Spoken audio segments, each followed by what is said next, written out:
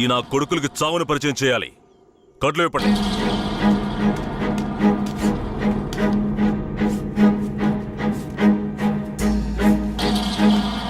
ఏంట్రా దొంగ నాయాళ్ళారా? పోలీసులు ఊర్లోకి రాకూడదా? వస్తే బొగ్గు మూటలో వేసి తగలబెట్టేస్తారా? అంత ధైర్యమారా మీకు? పోలీస్ అంటే ఏం పీకలేడు అనుకుంటున్నారా? పోలీస్ అంటే ఏంటో చూపించరా?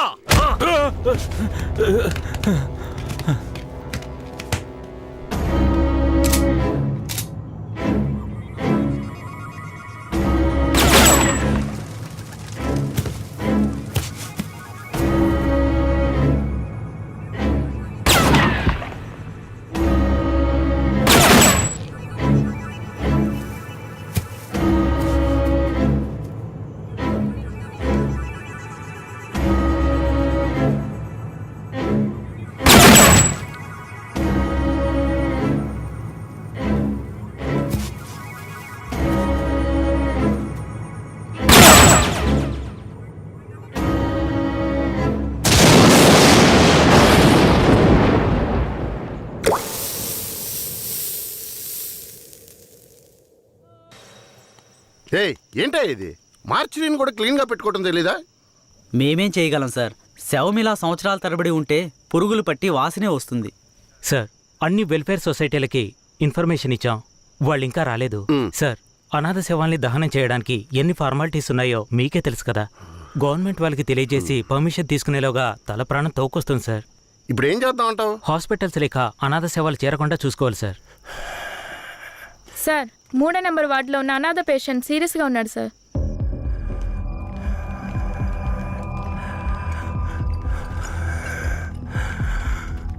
నర్స్, తొందరగా ఐసీయూకి తీసుకురండి. Okay sir.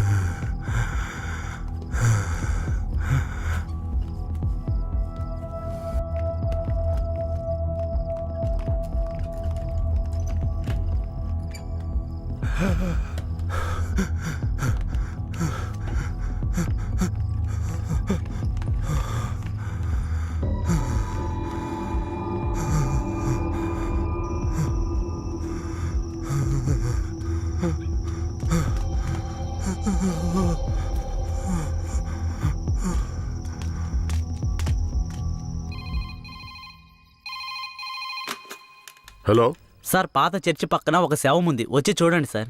మీరెవరు? ఈ హాస్పిటల్లో ఉన్న వాళ్ళకి ఇదే పని అయిపోయింది. సీరియస్గా ఉన్న పేషెంట్ని తీసుకొచ్చి బయటపడేసి ఫోన్ చేయటం, మనం దాన్ని అనాథ శవం అని కేసు రిజిస్టర్ చేసి మళ్ళీ హాస్పిటల్కి తీసుకెళ్లి పడేయటం. ఏం బతుకయ్యామంది? అయ్యా, ఇలాగే ఉన్నారు, ఏం చెప్పమంటారు? ఏమయ్యా హెడ్? అయ్యా, ఆ చర్చి పక్కన 174 కేసు ఒకటి వచ్చింది, ఎందు వెళ్ళి చూసిరా.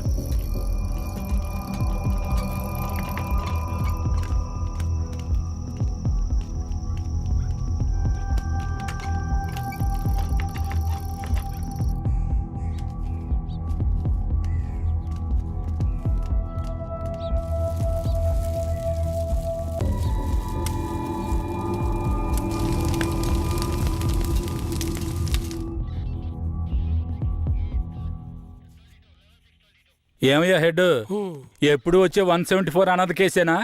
అవునవును. అనాథ సేవాన్ని తగలబెట్టి మీరు గవర్నమెంట్కి లెటర్లు రాస్తూనే ఉన్నారు, కానీ డబ్బులు మాత్రం రావడం లేదు. అరే పోవయ్యా, డబ్బు గిబ్బు వస్తుందో లేదో, అనాథ శవానికి అంత్యక్రియలు చేసామని పుణ్యమైనా వస్తుంది. హెడ్ గారు, మీలాంటి వాళ్ళు మన డిపార్ట్మెంట్కి పుణ్యం చేసినా డిఎస్పీ రఘునాథ్ లాంటి వాళ్ళు పాపమే చేస్తున్నారు. ఇదిగో చూడండి. ఎవరు? మన ఏరియా నుంచి ట్రాన్స్ఫర్ అయ్యారే, ఆ డిఎస్పీ రఘునాథా? అవునయ్యా, 5 మందిని ఎన్కౌంటర్ పేరుతో చంపేసి కనిపించలేదని చెప్తే నరసింగాపురం ఊరు వాళ్ళు ఊరికి వదిలేస్తారా? ఊరోళ్ళంతా మీడియా వాళ్ళతో కలిసి పోరాటం, ధర్నాన్ని గొడవ చేయటం వల్ల ఇప్పుడు గవర్నమెంట్ విచారణ కమిషన్ పెట్టింది. విచారణ కమిషన్ ఊరికి వదిలేస్తుందా? డిఎస్పీని పీల్చి పిప్పి చేయదు. యూటీవీ ప్రేక్షకులకు నమస్కారం. ఇప్పుడు మనం ఉన్నది నేర పరిశోధన కార్యాలయం. గత నెల రాష్ట్రంలో సంచలనం సృష్టించిన నరసింగాపురం గ్రామంలో జరిగిన కలవరంలో 2 అమాయకులైన వ్యక్తులు కాల్చి చంపబడ్డారు. మరికొందరు ఆసుపత్రిలో ఉన్నారు. ఒక అమ్మాయితో సహా 7 జాడ తెలియలేదు. దాని గురించి పోలీసులను అడిగితే అలా మేమెవరిని తీసుకుపోలేదంటున్నారు. ఇప్పుడు వాళ్ళు ప్రాణాలతో ఉన్నారో లేదో కూడా ఎవరికీ తెలీదు. దీని గురించి ఇక్కడున్న ప్రజల అభిప్రాయం ఏంటో ఇప్పుడు అడిగి తెలుసుకుందాం. ఏం జరిగిందో చెప్తారా? న్యాయం జరగాలనే దీనికి ఒప్పుకున్నాం. కనిపించకుండా పోయిన వాళ్ళు మా ఊరికి తిరిగి రావాలి. రాలేదో మేము ఒప్పుకోం. మా ఊరి కుర్రోళ్ళు ఇంకా ప్రాణాలతో బతుకున్నారో లేదో కూడా తెలియడం లేదయ్యా. వాళ్ళు ప్రాణాలతో తిరిగి రావాలని మేము ఆ దేవుణ్ణి వేడుకుంటున్నాం అయ్యా. జడ్జి గారు వచ్చారా?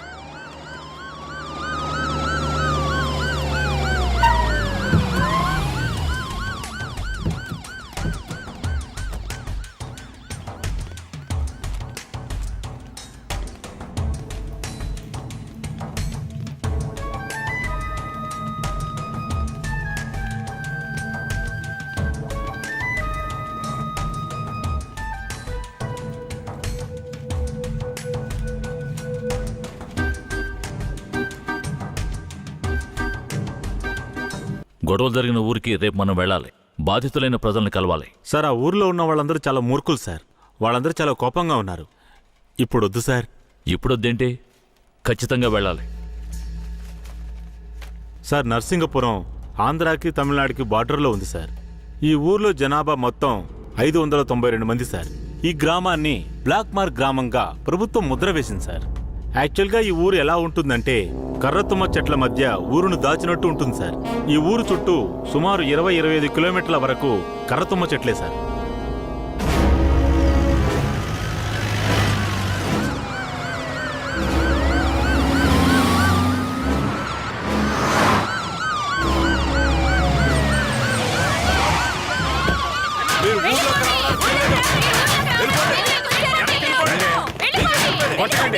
కొట్టకండి, దయచేసి వినండి, ప్రశాంతంగా ఉండండి. మీకోసమే మన జడ్జి గారు వచ్చారు. దారి వదలండి, లోపలికి వెళ్ళాలి. అయ్యా, ఈ దుర్మార్గులైన పోలీసుల్ని ఊళ్ళోకి రానివ్వకండి అయ్యా.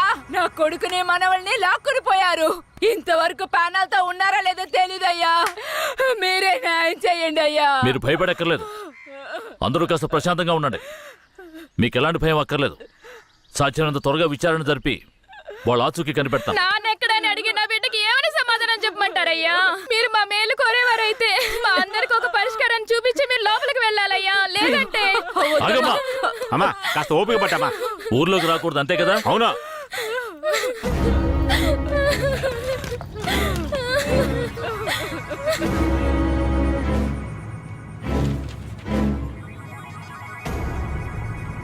పోలీసులంటే అందరికీ భయం ఉంటుంది, కానీ ఇంతగానా?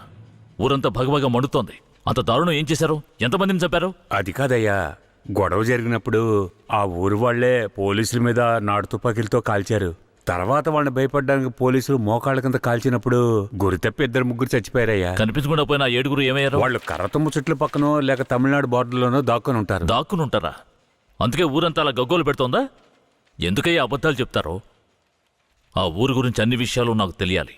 పూర్తి వివరాలు తెలిసిన వాడిని తీసుకురండి. మీ పేరేమిటి? నా పేరు రామూర్తయ్యా. మీరక్కడ ఏ సంవత్సరంలో పనిచేశారు? 1980లో ఆ ఊర్లో డ్యూటీ చేశానయ్యా. ఉత్తినే పేరుగా ఊరు బయట పోలీస్ స్టేషన్ ఉంటుందయ్యా. ఆ ఊరికి పోలీసులకి అసలు ప్రాబ్లం ఏమిటి? అయ్యా, అది నిన్న ఈ రోజు వచ్చిన ప్రాబ్లం కాదయ్యా. ఎంతో కాలంగా ఆ ఊరికి మన పోలీసులకున్న ప్రాబ్లం అయ్యా. ఆ ఊర్లోకి పోలీసులు అడుగు పెట్టకూడదయ్యా.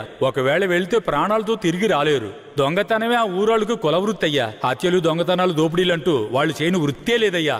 వీళ్లకు అసలు రేషన్ కార్డులు ఉన్నాయో లేవో గాని ఒక్కొక్కరి మీద 4-5 కేసులున్నాయ్యా.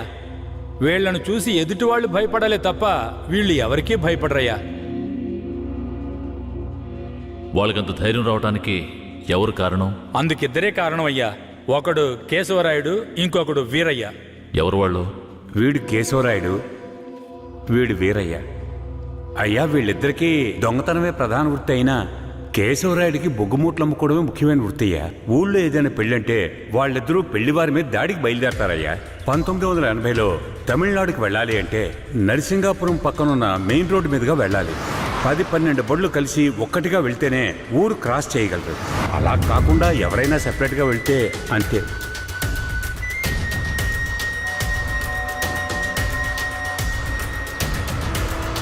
ఆగండి, ఆపండి, ఆపండి.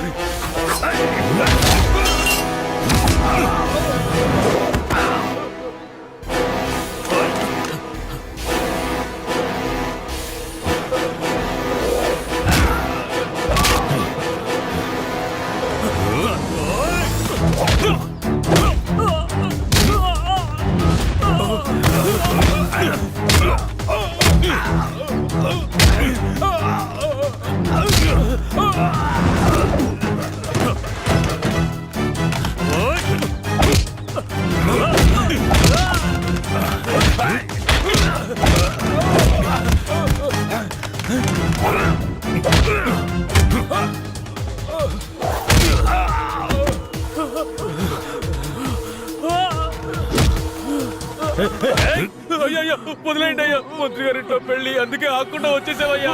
అయ్యో వదిలేయండి అయ్యా. అయ్యా వద్దయ్యా. అయ్యా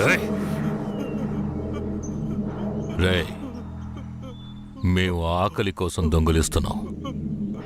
నీ మంత్రిలాగా ఆడంబరంగా బతకడానికి కాదు.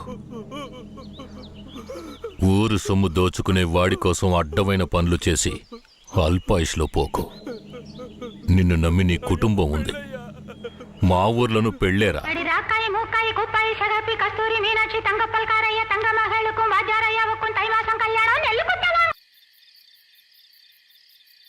ఏందయ్యా ఇది? ఈ రోజు రేపు చచ్చిపోయి ముసలాలను తీసుకొచ్చి ఇక్కడ పడేశారు. కుర్రాళ్ళందరూ అక్కడయా? అయ్యా, రాత్రి స్టేషన్లో పడుకునే చట్టం 1966లోనే పోయింది. ఏదో మనం చెప్తున్నామని భయపడి పడుకుంటున్నారు. రేయ్, వచ్చి పడుకోమంటే పడుకోవాలయ్యా. ఎక్కడ వాళ్ళు? అయ్యా, ఎప్పుడు ముందుగానే వచ్చి పడుకునేవారు. ఊర్లో వరదయ్యకు పెళ్లి, వయసు కుర్రాళ్ళందరూ సారాయి తాగి జాలీగా ఉన్నారు. మీకు కావాలంటే చెప్పండి అయ్యా, తెప్పిస్తాను. ఛ, ఈ మాట చెప్పడానికి సిగ్గా లేదు? పోలీసు డ్రెస్ వేసుకుని మీరు భయపడి చేస్తున్నారేమిటి వాళ్ళని చూసి? అయ్యా, ఈ స్టేషన్కు మీరే ట్రాన్స్ఫర్ మీద వచ్చారు, అది పనిష్మెంట్లో.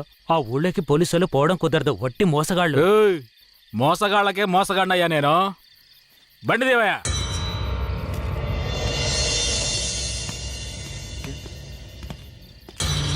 ఏంటి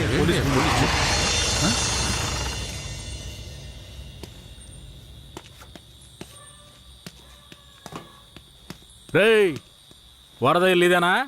ఎక్కడ రాడు? అయ్యా, వరదయ్యకి మొదటి రాత్రి అయ్యా, దయచేసి వదిలేయండి అయ్యా.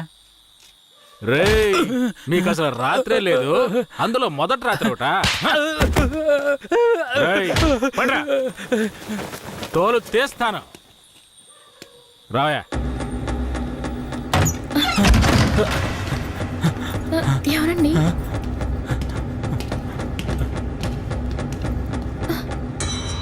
ఏంట్రా నువ్వు? నిన్ను పోలీస్ స్టేషన్కి వచ్చి పడుకోరా అంటే పెళ్ళాం పక్కన పడుకొని జల్సా చేస్తున్నావా? ఏయ్, కేశవరాయుడికి తెలిసిందో నీ పని అంతే. ఎవడాడు? కేశవరాయుడా? వాడేమైనా పెద్ద పుడింగారా? ఏమన్నావురా? ఈరోజు అయిపోతావురా. నా మీద చేస్తావరా? రేయ్, కాల్చి పారదొప్పుతాను. పదరా, వీడి జీపెక్కించావు.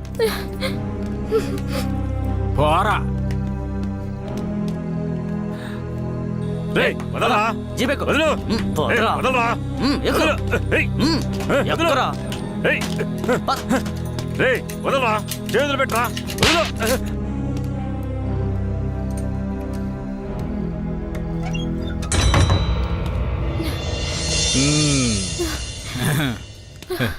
వద్దు. ఏంటి? వద్దు.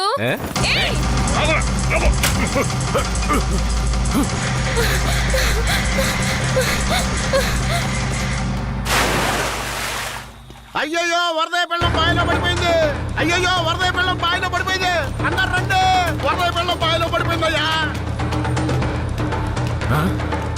జీప్ త్వరగా.